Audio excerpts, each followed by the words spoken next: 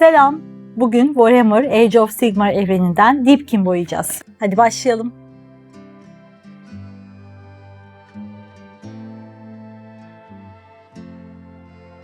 Bugün masamda Warhammer Age of Sigmar evreninden gerçekten boyamayı uzun zamandır istediğim modellerden biri var. Akali'in Allopex. İlk gördüğüm anda beni etkileyen şey klasik bir köpek balığını alıp onu Warhammer evrenine ait savaş için eğitilmiş ve zırhlarla donatılmış ölümcül bir yaratığa dönüştürmüş olmalarıydı. Model hem vahşi hem de zarif görünüyor ve üzerindeki her küçük detay denizin derinliklerinden gelen bu ordunun karakterini yansıtıyor. Çoğu boyama çalışmasında Allopex'i mavi tonlarda görmek mümkün. Ben ise bu projede biraz farklı bir yol izlemek istedim. Gerçek bir köpek balığından ilham alan gri tonları temel alırken, Idonet Deepkin'in büyülü ve okyanus temalı estetiğini küçük renk dokunuşlarıyla modele taşımayı hedefledim. Bu videoda modeli baştan sona birlikte boyayacağız. Hangi renkleri kullandığımı göstermekle kalmayacağım, aynı zamanda neden bu renkleri seçtiğimi, kullandığım tekniklerin modele nasıl katkı sağladığını ve süreç boyunca verdiğim küçük kararları da paylaşacağım. O zaman Airbrush'ı hazırlayalım ve Akali'in Allopex'i adım adım hayata geçirmeye başlayalım. Akali'in Allopex'i boyamaya başlamadan önce onu kullanan orduya da kısaca değinmek istiyorum. Bu model Warhammer Age of Sigmar evrenindeki Idonet Deepkin ordusuna ait. Onlar okyanusun en karanlık ve ulaşılması en zor derinliklerinde yaşayan gizemli bir halk. Çoğu kişi onları yalnızca deniz elfleri olarak tanımlasa da hikayeleri bundan daha da karmaşık. Sürekli yüzeye çıkıp savaşan bir ordu değiller. Sessizce ortaya çıkıyor, ani saldırılar düzenliyor ve görevlerini tamamladıktan sonra geldikleri derinliklere aynı sessizlikle geri dönüyorlar. Bu yüzden Warhammer evreninde en gizemli ve en öngörülemez ordularından biri olarak görülüyor. Akali'in Allopex de bu ordunun en etkileyici savaş birliklerinden biri. Her zamanki gibi siyah primer ile başlıyorum. Ardından Grey Seer ile zenital aydınlatma uyguluyorum. Airbrush kullanacağım için bu aşama bana büyük kolaylık sağlayacak. Çünkü ışığın vuracağı bölgeleri daha baştan belirlemiş oluyorum. Köpek balığının ana rengi için Express Color Intense Viking Grey kullanıyorum. Çoğu Allopex mavi tonlarda boyansa da ben daha doğal bir köpek balığı görünümü hedefledim. Bu boyayı ilk kez bu kadar büyük bir modelde kullanıyorum ve Airbrush performansı gerçekten hoşuma gitti. İnce katmanlar halinde uygulayarak hem zenital ışığı koruyor hem de kas yapısını kaybetmiyorum. Space Gray ile yalnızca üst yüzeylerde hafif geçişler oluşturuyorum. Amacım modeli maviye çevirmek değil, suyun altında oluşan soğuk ışık hissini vermek. Bu küçük geçişler modele derinlik katıyor. Kayışlar ve deri detaylarda Black Templar kullanıyorum.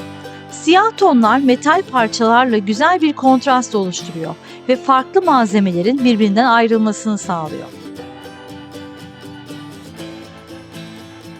Köpek balığının ana renkleri tamamlandıktan sonra sıra küçük detaylara geliyor. Bu bölümde Akalian Green kullanıyorum. Bu renk aslında modeli ilk bakışta fark edilmeyecek kadar küçük alanlarda kullanılıyor. Ama genel atmosfer üzerinde oldukça büyük etkisi var. Idonet Deepkin ordusu tamamen denizle özdeşleşmiş bir medeniyet. Zırhlarında, silahlarında ve süslemelerinde sık sık deniz kabuklarını, mercanları ve okyanusun büyülü enerjisini hatırlatan renkler görüyoruz. Bu yüzden bu renk bana bu ordu için en doğru tercihlerden biri gibi geldi. Bu rengi özellikle dekoratif detaylarda kullanıyorum. Amacım modeli daha renkli yapmak değil, tam tersine gri ağırlıklı renk paletini bozmadan küçük odak noktaları oluşturmak. Köpek balığının gövdesinde oldukça doğal tonlar kullandığım için bu yeşil dokunuşla modele hafif fantastik bir hava katıyorum. Aynı zamanda binicinin zırhıyla da güzel bir bütünlük oluşturuyor. Boyayı uygularken tek kat yerine ince katmanlarla ilerlemeyi tercih ediyorum. Böylece renk daha kontrollü oluşuyor ve detayların keskinliği kaybolmuyor. Sonrasında çok hafif gölgelendirmelerle bu küçük süslemeleri belirginleştiriyorum. Belki ilk bakışta dikkat çeken bir bölüm değil ama modeli biraz daha uzun incelediğinizde bu küçük yeşil detaylar deniz temasını çok daha güçlü hissettiriyor. Benim için minyatür boyamanın en keyifli taraflarından birisi budur.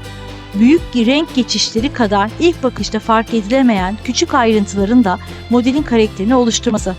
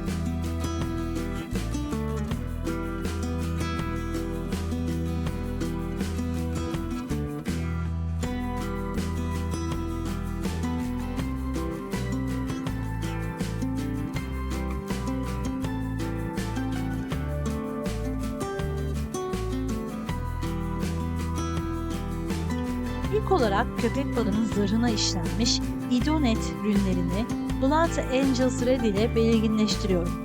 Bu semboller modele sadece renk katmıyor, aynı zamanda onun sıradan bir deniz canlısı değil, savaş için hazırlanmış ve büyük ritüellerle kutsanmış bir Allopex olduğunu hissettiriyor. Aynı kırmızıyı mızrakların altındaki püsküllerde de kullanarak model boyunca tutarlı bir vurgu oluşturuyor. Şimdi köpek balığının taşıdığı zırh parçalarına geçiyorum. Modelin yine en çok hoşuma giden detaylarından birisi burası. Allopex, vahşi bir deniz avcısı olmasına rağmen tamamen doğal bırakılmamış. Savaşçılar onu savaş için eğitmiş ve metal zırhlarla donatmış. Bu yüzden zırhın köpek balığının doğal görünümünü bastırmasını istemedim. Tam tersine sanki yıllardır birlikte savaşıyorlarmış ve bu zırh artık onun bir parçası haline gelmiş gibi görünmesini hedefledim. Burada Enchanted Steel kullanıyorum. Bu rengi seçmemin nedeni çok parlak bir metal olmaması. Deniz temasına sahip bir modelde ayna gibi parlayan bir zırh bana çok uygun gelmedi. Daha soğuk ve sakin bir metal tonu köpek balığının gri renk paletiyle çok daha iyi uyum sağlıyor. Ayrıca birazdan uygulayacağım Stormhost Silver kenar detaylarında da güzel bir tema oluşturacak. Boyayı uygularken bütün yüzeyi tek renge boyamak istemedim. Zırh plakalarının birleşim yerlerinde gölgeler kalmasına dikkat ediyorum. Böylece metal daha hacimli görünüyor ve her plaka birbirinden daha rahat ayrılıyor.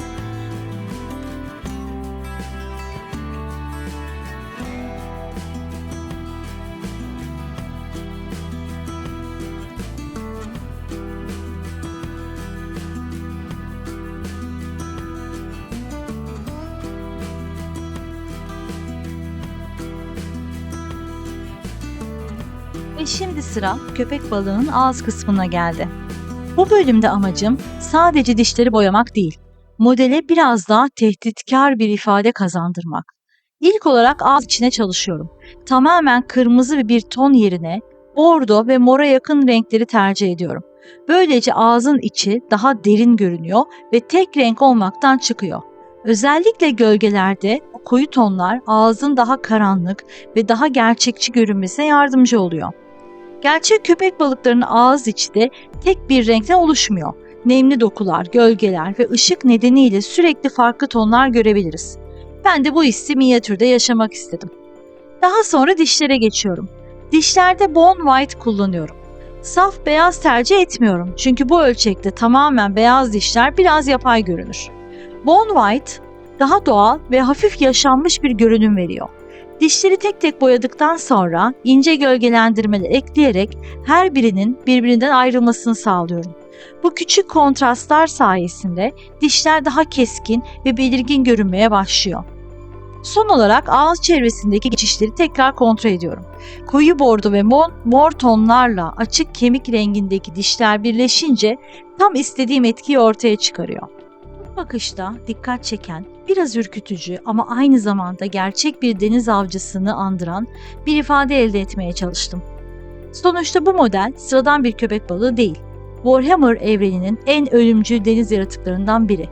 Bu yüzden alt kısmının da modelin karakterini yansıtması benim için önemliydi.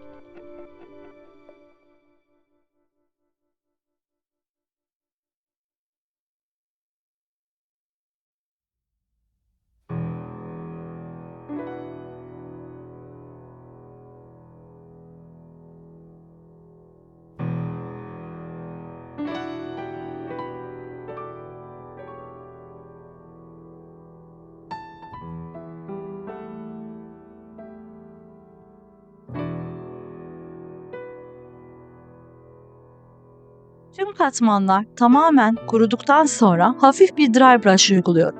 Bu aşama deri dokusunu ve kas yapısını iyice belirginleştiriyor. Özellikle sırt bölgesinde hacim hissi çok daha güçlü hale geliyor.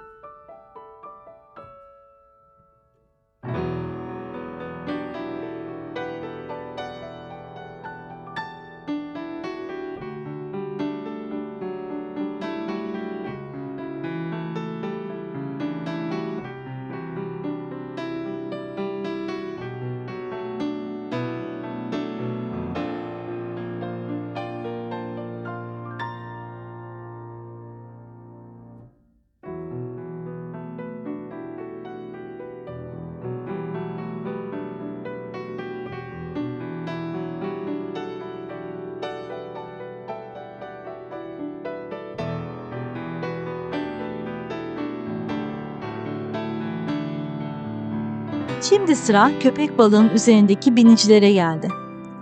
Achelin Allopex ne kadar etkileyici olsa da modeli tamamlayan asıl karakter aslında bu savaşçılar. Warhammer Age of Sigmar evreninde bu biniciler sıradan askerler değiller. Onlar İdonet İlkin ordusunun seçkin savaşçıları. Çocukluklarından itibaren deniz canlılarıyla birlikte yaşamaya ve savaşmaya çalışıyorlar. Zamanla köpek balıklarıyla aralarında güçlü bir bağ oluşuyor ve savaş alanında adeta tek bir canlı gibi hareket ediyorlar. Bu yüzden biniciyi köpek balığından rol çalan bir karakter olarak değil, onunla uyum içinde görünen bir savaşçı olarak boyamak istedim. İlk olarak zırhlardan başlıyorum. Burada yine Enchanted Steel kullanıyorum. Parlak gümüş tonları yerine daha soğuk ve mat bir metal tercih etmemin sebebi deniz altında yaşayan bir ordunun ekipmanlarının yansıtmak istememdi. Sürekli tuzlu suyla temas eden zırhların zamanla daha sakin ve hafif yıpranmış bir görünüm kazanacağını hayal ettim. Bu yüzden metalin dikkat çekmesini değil, modelin genel atmosferine katkı sağlamasını istedim. Kumaş bölümlerinde ise tabii ki Black Lotus kullanıyorum. Burada bilinçli olarak koyu bir renk seçtim. Köpek balığı zaten modelin en büyük odak noktası. Binicinin kıyafetinin çok canlı olmasını istemedim. Siyaha yakın bir ton hem metal zırhla güzel bir kontrast oluşturuyor hem de denizin derinliklerini çağrıştırıyor. Zırh üzerindeki küçük süslemelerde Achelin Green kullanıyorum. Bu renk bana her zaman suyun altındaki büyülü yazmaları hatırlatıyor. Idonet Deepkin, okyanusla olan bağını küçük ayrıntılarla hissettirmek istediğim için bu ton burada çok doğal duruyor. Miğferin üzerindeki püskülde de Blood Angels Red kullanıyorum. Model genel olarak gri, mavi ve yeşil tonlardan oluştuğu için küçük bir sıcak renk eklemek kompozisyonu dengeler. Kırmızı binicinin yüzünü ve baş kısmını öne çıkarırken modelin geri kalanıyla da uyumunu koruyor. Çok küçük bir detay olmasına rağmen bütün halde baktığınızda çok güzel bir kompozisyon oluşturuyor. Ten rengini ise mümkün olduğunca doğal bırakıyorum. Fantastik bir evrende olsalar da onları tamamen insan görünümde uzaklaştırmak istemedim. Son olarak tüm küçük detayları tekrar bir kontrol ediyorum. Metal, kumaş ve deri geçişlerini iyice temizliyorum. Bu aşamadan sonra binici ile köpek balığı artık ayrı iki model değiller. Uzun zamandır birlikte savaşan tek bir ekip olarak görünmeye başlıyorlar.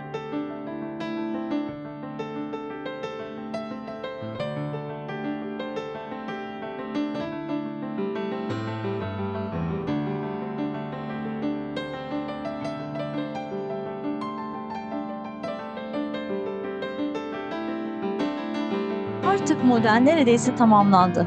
Ama bana göre güzel bir minyatürü gerçekten tamamlayan şey sadece boyama değil, onu taşıyan hikayesidir. İşte bu yüzden zemin kısmını hiçbir zaman sonradan aklıma gelen bir detay gibi görmüyorum. Tam tersine, modelin yaşadığı dünyayı anlatıyor. Akadi'nin Allopex'i ilk elime aldığımda onu çorak bir zeminde ya da taşların üzerinde hayal etmedim. Bu model denize aitti. Dolayısıyla zemine baktığınız anda ilk hissettiğiniz şey okyanus olmalı. İlk olarak zemini hazırlıyorum.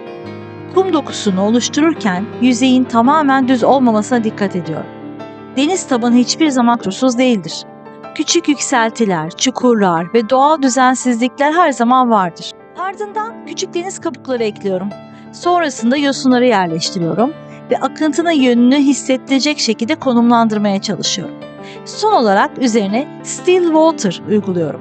İnce katmanlar halinde ilerlemek hem daha güvenli hem de doğal sonuç veriyor.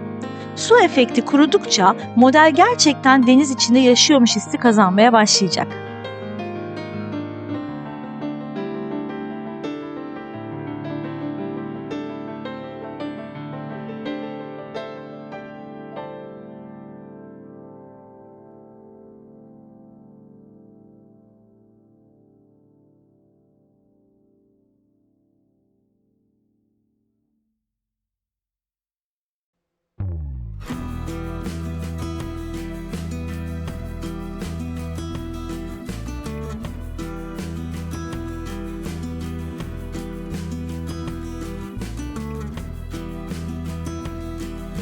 Model artık bitmiş gibi görünse de benim en sevdiğim aşama şimdi başlıyor. Azure Magic çoğu kişi büyü efektleri için kullanır. Ben ise bunu metal yüzeylerde suyun oluşturduğu yansımaları hissettirmek için tercih ediyorum. Boyayı geniş alanlara değil, yalnızca düğmelerin çevresine, metal plakaların birleşim noktalarına ve küçük girintilere uyguluyorum. Bu sayede ilk bakışta fark edilmeyen ama modeli ışık altında çevirdiğinizde kendini gösteren ince yansımalar oluşturuyor. Azure Magic uygulamasının ardından Stormhost Silver ile kenar highlightlarını tamamlıyorum. Sadece ışığın doğal olarak vuracağı keskin kenarlara çalışıyorum. Miğfer, mızrak, zırh paletleri, köşeleri ve metal detaylar bu aşamada belirginleşiyor. Bu küçük dokunuşlar modelin okunabilirliğini ciddi şekilde arttırıyor.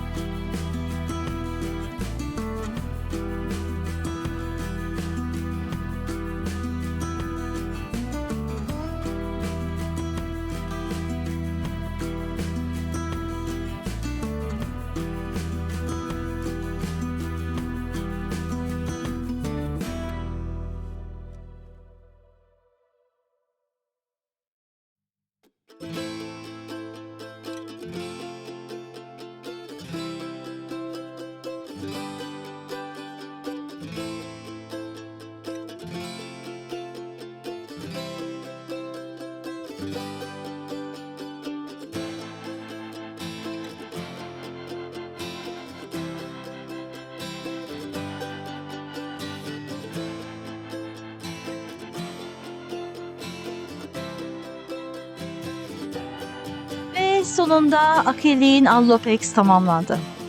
Bu projedeki hedefim gerçek bir köpek balığının görünümünü Inet Deepkin estetiğiyle birleştirmekti. Intense Viking Grey ana tonu, Space Grey geçişleri, Acrylic'in green detayları, Azure Magic yansımaları ve Stormhost Silver highlightları ile bir araya gelen aklımdaki atmosfer aynen ortaya çıktı. Warhammer modellerinde en sevdiğim noktalardan biri aynı modelin her ressamın elinde farklı bir karaktere dönüşebilmesi. Bu çalışmada benim Acrylic Allopex yorumum oldu. İzlediğiniz için çok teşekkür ederim. Bir sonraki minyatür boyama projemde görüşmek üzere.